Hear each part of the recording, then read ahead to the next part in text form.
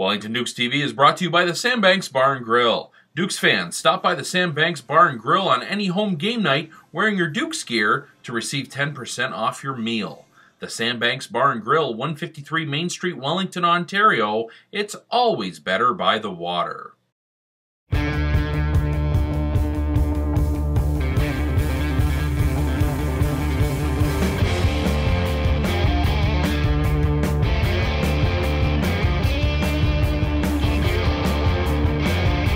Welcome to another edition of Wellington Dukes TV. I'm Jason Parks of the Picton Gazette. Wellington Dukes TV is brought to you by the Sandbanks Bar and Grill, 153 Main Street, Wellington.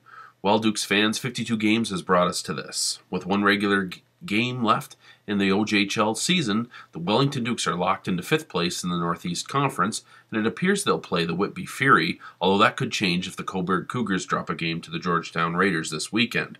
Nevertheless, the Wellington Dukes will be opening their 2014 playoff run on the road sometime next week. We'll have an abbreviated Dukes TV with the highlights of tonight's matchup against Mississauga, as well as the dates for the first round of the playoffs sometime early next week. Wellington was 2 out of 3 over the past weekend. Let's see those highlights.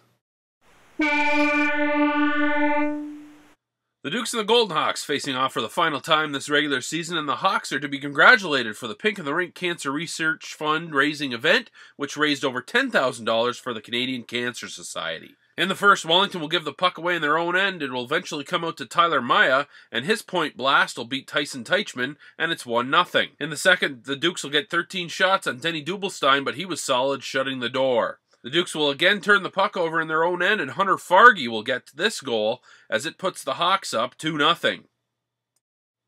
Not something Dukes fans will like to see here as Teichman leaves the contest with a back issue. The Dukes' Taylor Welsh came in and took over at the halfway point of the game. Wellington finally gets on the board in the third, just 6 seconds into a power play when Eric De Laurentiis tips home this shot, and it's 2-1. Trent restores the 2-goal lead off the rush later in the frame as Ryan Kinsella rips it past Welsh.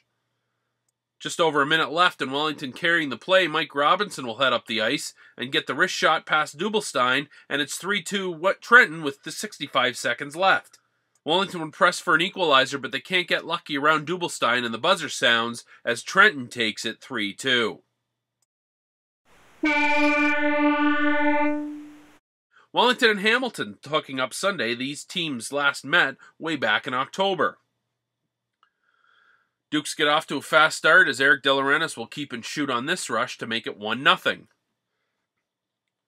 Later in the frame, Abbott Gerdukis is fed in front to make it 2-0. Now 3-0 when Austin Broadhurst will keep the puck in and De Laurentiis bags his second of the night for a 4-0 lead.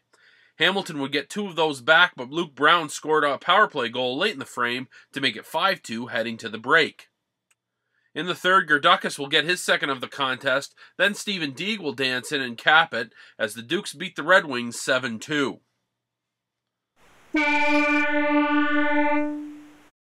Wellington and Burlington playing a makeup contest for a rare Wednesday night game at S-Rock Arena. The Dukes' second leading scorer Trevor Cope sat this one out with a knee injury. In the first, Alex Carnevale is going to get his first goal as a Duke on a setup from Andrew McCann. Later in the frame, Mike Soucier busts out of a 13-game goalless drought with his half-clapper from the top of the circle. Soucier had 4 points on the weekend and is showing signs of returning to his old self. Kyle Pat's slapper off the draw in the second makes it 3-0, and even with the Dukes up on the Sad Sack Cougars, the Dukes still had to keep their head up. Later in the second, Carnevale is not only going to set up Andrew McCann once, he will get him twice on the pair of odd man rushes. In the third, Jeremy Curry will make a pair of great saves here to keep Wellington at bay. Wellington would bag 4 goals in the third, including this one as Abbott Gerdukis gets his 4th point of the weekend. The game ends 9-0.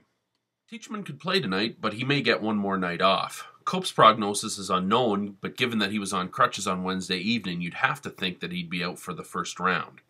Be sure to check out WellingtonDukes.com regularly as the upcoming playoff schedule will be posted as soon as it's available. For Wellington Dukes TV, I'm Jason Parks.